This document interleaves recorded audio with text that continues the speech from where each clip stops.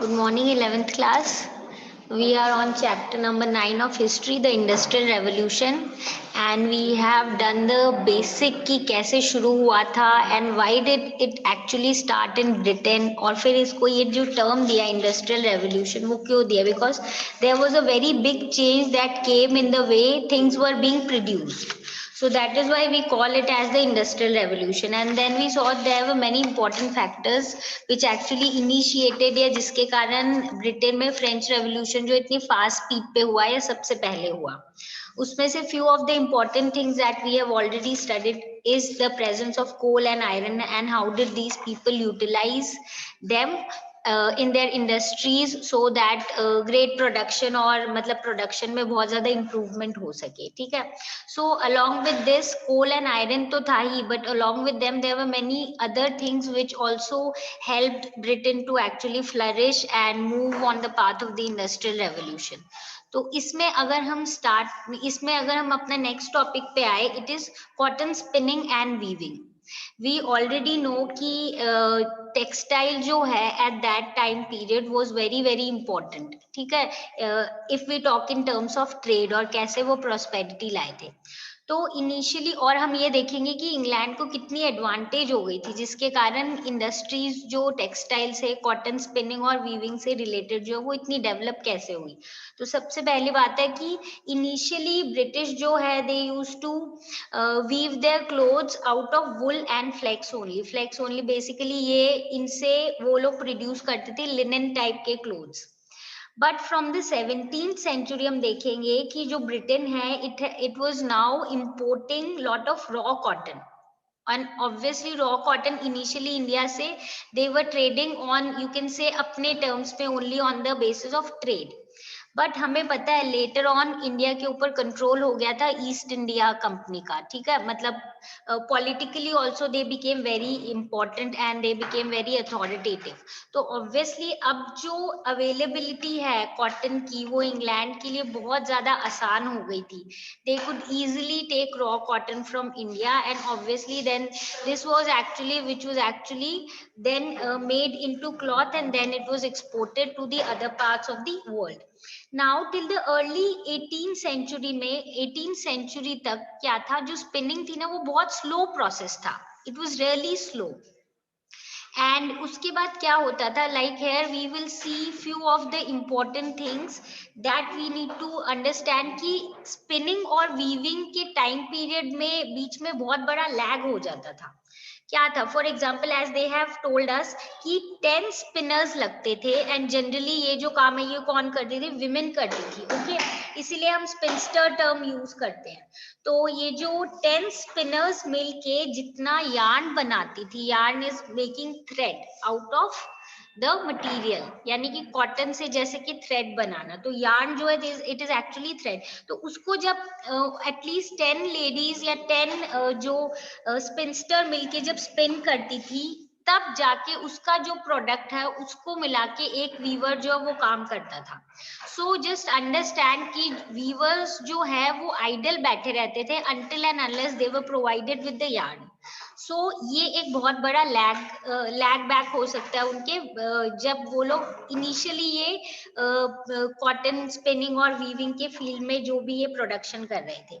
तो ऑब्वियसली अब इस जब भी हम देखेंगे कि there is such kind of situation जिसमें प्रोडक्शन जो स्पीड अप नहीं हो पा रहा बिकॉज ऑफ वन और द अदर लैग, तो फिर क्या होगा, देन वी विल नोटिस कि इस टाइम पीरियड में क्या होगा, people will feel the need to bring more innovations. तो इसीलिए टेक्नोलॉजिकल इन्वेंशन बहुत ज्यादा हुई थी इस टाइम पे और जनरली इसी से रिलेटेड थी कि जो गैप बिटवीन यार्न मतलब preparing yarn, doing the spinning thing and then doing the weaving thing के बीच में जो गैप था उसको फिल इन कर सके. सो इस चीज को और एफिशिएंट बनाने के लिए इन्होंने कुछ कुछ इन्वेंशन किए, कुछ कुछ टूल्स लेके आए. इसके बाद along with this what else did they do, now they started shifting their, मतलब जहाँ पे स्पिनिंग करते थे, initially they used to do it in their homes, but now they shifted it to factories. And obviously when we go to a work place to do a certain kind of work, obviously अपनी efficiency बढ़ जाती है. And because we know that we have come here to do this particular work only, and when we get the company of people who are doing similar kind of job, and there are other facilities related to your work, then obviously your speed actually increases. So that is what was happening during this time period. अब क्या हुआ, 1780s तक जो cotton industries थी, अब वो कहीं ना कहीं देवर डायरेक्टली और indirectly related to Britishers only, क्योंकि ब्रिटिश की जो इंडस्ट्रीज था वो बहुत ज्यादा डेवलप हो गई थी, स्पेशली इस सेक्टर में.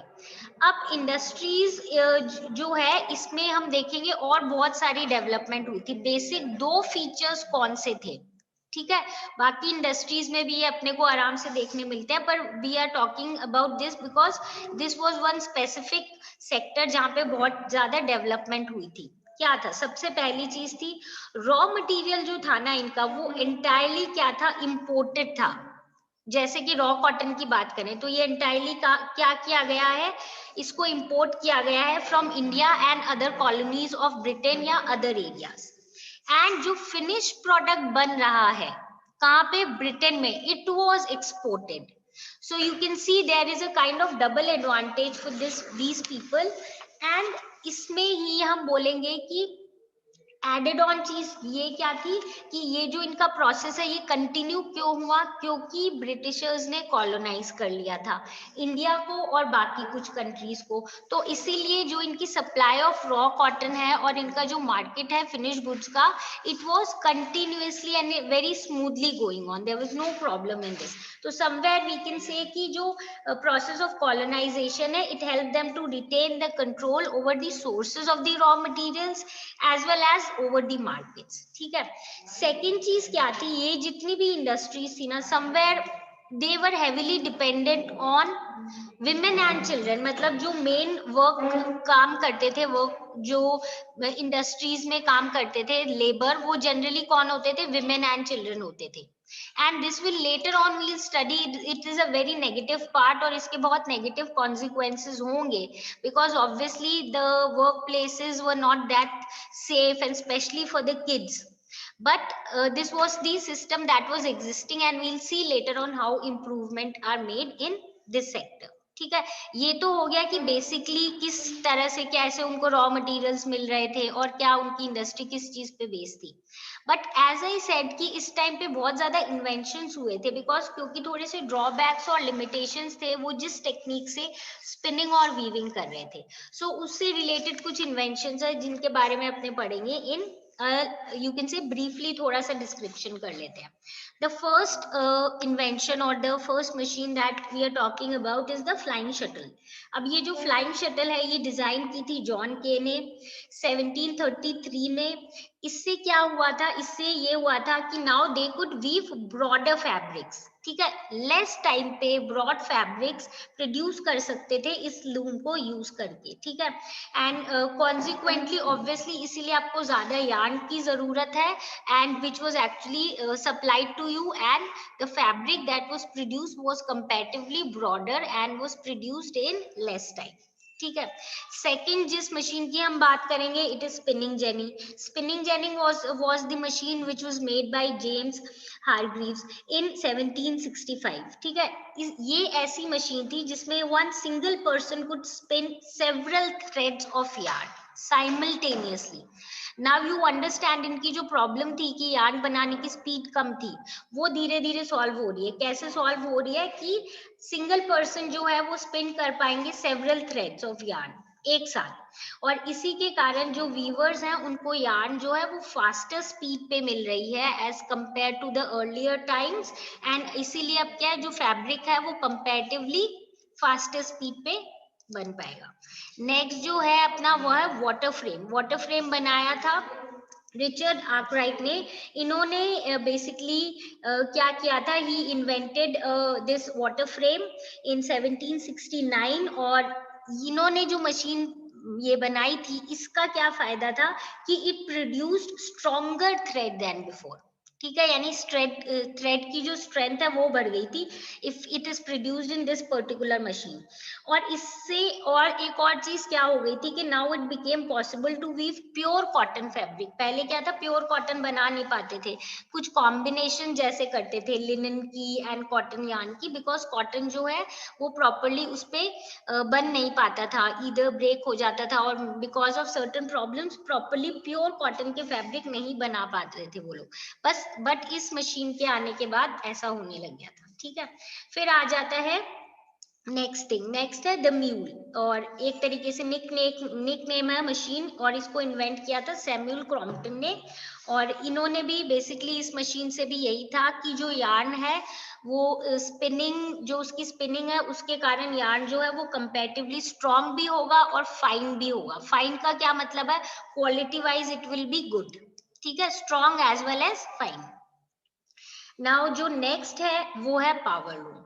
नाउ इतने सारे जो इन्वेंशंस हुए थे अभी तक, ये बेसिकली हम नोटिस करेंगे क्या कोशिश कर रहे थे, हमने पहले भी बोला था, एक बैलेंस बनाने की कोशिश कर रहे थे। बैलेंस बनाने की कोशिश किसके बीच में कर रहे थे, the time period that is required during spinning and the time period then required, मतलब स्पिनिंग से वीविंग तक पहुंचने का जो बैलेंस नहीं हो रहा था उसको बैलेंस करने का मेन टास्क था। ठीक है, नाउ हम ये भी देखेंगे कि इस चीज को समवेयर और अच्छी तरीके से कैसे फुलफिल किया गया, ये जो गैप है इसको कौन सी ऐसी मशीन आई जिसने बहुत बड़ा चेंज लाया। This machine was power loom. ठीक है, पावर लूम जो है ये इन्वेंट किया था एडमंड कार्टराइट ने 1787 में। एंड ये जो मशीन है it actually was a very very, you can say, great invention as compare, obviously earlier one जो है वो भी अच्छे हैं, but this was one which was many steps ahead, क्योंकि ये ऑटोमेटिकली स्टॉप हो जाती थी every time the thread broke, यानी जब भी थ्रेड टूटा था अपने आप वो रुक जाती थी। And it could also be use to weave any kind of material. From 1830s, development in this industry concentrated on increasing the productivity of workers and bringing new machines into use. यानी इस time पे जितनी भी inventions हो रही थी उनका main focus ये था कि नई मशीन लाना फोकस नहीं था, फोकस उनका ये था कि जो लेबर हमारे पास अवेलेबल है उनकी प्रोडक्टिविटी जो है वो इंक्रीज हो, यानी कि लेबर आउटपुट जो है वो इंक्रीज होना चाहिए। ठीक है, so this is all about spinning and weaving, and power loom again is an important thing because we can understand कि यहाँ पे it somewhat now started using power for the machinery, that is why it is actually considered one of a great invention of this time period. Okay, so now we actually move on to our next topic which is steam power. Now जो steam power है वो भी एक ऐसा topic है, और you can से somewhere one important factor which plays really important role when we talk about the industrialization. Okay, now ये रियलाइजेशन एक्चुअली में अब जब सब कुछ इंडस्ट्रीज डेवलप हो रही है तो यहाँ पे मेन प्रॉब्लम क्या है, वो है पावर की, कि पावर कैसे जनरेट हुई, मशीन्स बना रहे हैं हम और उनमें से कुछ जो है वो पावर से भी चलती हैं, तो how do we generate more power, तो this problem will be solve by coming off the steam power. तो ये मतलब रियलाइजेशन की स्टीम जो है उसके आने से लार्ज स्केल इंडस्ट्रियलाइजेशन जो है उसका बहुत प्रोग्रेस होगा। ये आई स्लोली एंड ग्रेजुअली, इसमें भी हम देखेंगे एज आई सेड कि हमें whenever we want to do progress in particular field तो हम उसके लिए सोचते हैं कि कैसे कोई नई चीज इंट्रोड्यूस करें, कैसे नया इन्वेंशन लाए। That is what was happening during this time period as well. पहले एक्चुअली में ये लोग क्या यूज करते थे, water as hydraulic power was the prime source of energy for many many many centuries, but वो सिर्फ एक कुछ लिमिटेड एरिया के लिए थी। और सबसे बड़ी प्रॉब्लम इसमें ये थी कि it was not that reliable, थोड़ा फ्लक्चुएटिंग था। कैसे फ्लक्चुएटिंग था कि जो सीजन के हिसाब से वाटर की जो अमाउंट ऑफ, हम बोलेंगे कंटेंट या फ्लो है, उसकी स्पीड भी स्लो हो जाती थी, अमाउंट ऑफ वाटर जो है वो भी कभी कम ज्यादा हो जाता था। तो they had, it was a power that was available to them, a source of energy, but थोड़ा सा fluctuating था. तो जब steam power आया उसके बाद ये problem solve हो गई. Steam power actually what did it provide? It provided high temperatures, जिससे क्या अब बहुत सारी machineries जो हैं उनको आप क्या कर सकते हो, you can work with those machinery and those machineries can work on those power and it will be obviously comparatively reliable और हम बोलेंगे ज्यादा पावर वाला भी होगा, ज्यादा स्ट्रेंथ वाला होगा as compare to the hydraulic power. So when we by now when we know it is more reliable and it was also inexpensive. Okay, मतलब reliable भी है and comparatively cheaper भी है. So obviously now people will focus on working on this line. अब steam power जो है initially सिर्फ mining industries में ही यूज होता था, क्योंकि कोल और मेटल जो है उनकी डिमांड इस टाइम पे बहुत ज्यादा एक्सपैंड हो गई थी और एफर्ट्स हो रहे थे कि जो माइंस हैं उनमें से ज्यादा कोल एंड मेटल्स को एक्सट्रैक्ट किया जाए. तो एक मेन प्रॉब्लम यहाँ पे क्या थी जो ये लोग फेस करते थे कि फ्लडिंग के टाइम जो पानी है वो बहुत ज्यादा इन माइंस में भर जाता था. So they did not have a way how to take this water out of these mining areas. ठीक है, जब ये प्रॉब्लम इंटेंसिफाई हुआ तो इससे रिलेटेड फिर हम देखेंगे कुछ डिस्कवरीज हुई थी, जिसमें से we will talk about Thomas Savery. Now इन्होंने एक मॉडल स्टीम इंजन बनाया था जिसको इन्होंने नाम दिया माइनर्स फ्रेंड. ठीक है, यानी कि जो माइन वाले हैं माइनर का फ्रेंड है. और बेसिकली ये इन्होंने क्यों किया था, ताकि माइंस को ड्रेन किया जा सके. ठीक है, और जो फ्लडिंग इश्यूज है उसको सॉल्व किया जा सके. तो somewhere we can say that he was working as a saviour for the people working on in mine. ठीक है, नाउ इसके अलावा अब जब एक बार स्टार्टिंग हो गई है डेवलपमेंट की of these kind of machines and importance of steam power, obviously अब और डेवलपमेंट होगी. तो another steam engine that was built by Thomas Newcomen was built in 1712. This had a major defect of losing energy due to continuous cooling of condensing cylinder. इसका मतलब क्या है, इसका मतलब है कि इन्होंने जो थॉमस न्यूकॉमन ने जो स्टीम इंजन बनाया था, इसकी प्रॉब्लम ये थी कि इसमें एनर्जी लॉस बहुत ज्यादा होता था. क्यों? क्योंकि ये बहुत जल्दी कूल हो जाता था. तो इसकी कंटिन्यूस कूलिंग जो होती थी ना कंडेंसिंग सिलेंडर पे, इसके कारण इसमें हीट लॉस बहुत ज्यादा होता था. तो ये इसकी एक नेगेटिव इफेक्ट, नेगेटिव इम्पैक्ट हम बोल सकते हैं जो थॉमस न्यूकॉमन ने बनाया था स्टीम इंजन उसका. नाउ अब जो मेन स्टीम इंजन में अपनी डेवलपमेंट हम बोलेंगे हुई थी was done by James Watt. ठीक है, now steam engine that had been used only in coal mines earlier, अब हम देखेंगे कैसे वो एक हर जगह पे और मशीनरीज में इंडस्ट्रीज में भी यूज होगी. ठीक है, तो ये जो जेम्स वॉट है इन्होंने एक मशीन डेवलप की थी 1769 में. Watt's invention converted the steam engine from being a mere pump into a prime mover capable of providing energy to power machines in factories. यानी पहले हमने पढ़ा था इनिशियली जब बना था माइनर्स फ्रेंड और जो फर्स्ट हमारे थॉमस सेवरी ने बनाया था, बेसिकली पंप आउट करने के लिए बनाया था वाटर. बट अब जो स्टीम इंजन है वो इतनी ज्यादा पावर जनरेट हो रही है कि उससे क्या हो रहा है कि it is actually becoming the prime mover, जिससे कि इंडस्ट्रीज मूव कर रही है. ठीक है, so that means it was really a great development. और अब इससे आराम से मशीन जो है इन पावर से चल सकती है. अब ऑब्वियसली जब ऐसा हो गया है तो there were few people who were adding on few things मतलब क्या हुआ कि इसको हेल्प कर रहे हैं कि इसको और डेवलप करो. सो इसको एक वेल्दी मैन्युफैक्चरर थे मैथ्यू बोल्टन, इन्होंने हेल्प की वॉट को और एंड बेसिकली इनकी हेल्प से एक फाउंड्री क्रिएट हुई थी, सोहो फाउंड्री बर्मिंघम में 1775 में.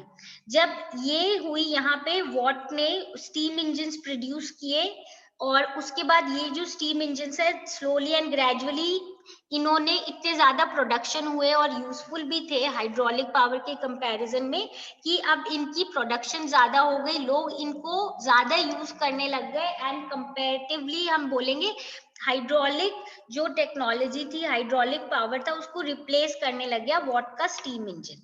फाइनली आफ्टर 1800 हम देखेंगे स्टीम इंजन की टेक्नोलॉजीज में और इनोवेशन आए और डेवलपमेंट आए, इसको लाइटर बना दिया गया, स्ट्रॉन्गर मेटल्स के फॉर्म में यूज इसमें किए गए और एक्यूरेट मशीन टूल सब प्रोड्यूस करने लगे। यानी एक इस स्टीम इंजन के कारण इतने इसको और इनोवेशन लाके और साइंटिफिक नॉलेज ऐड करके they improved it and made it better and better.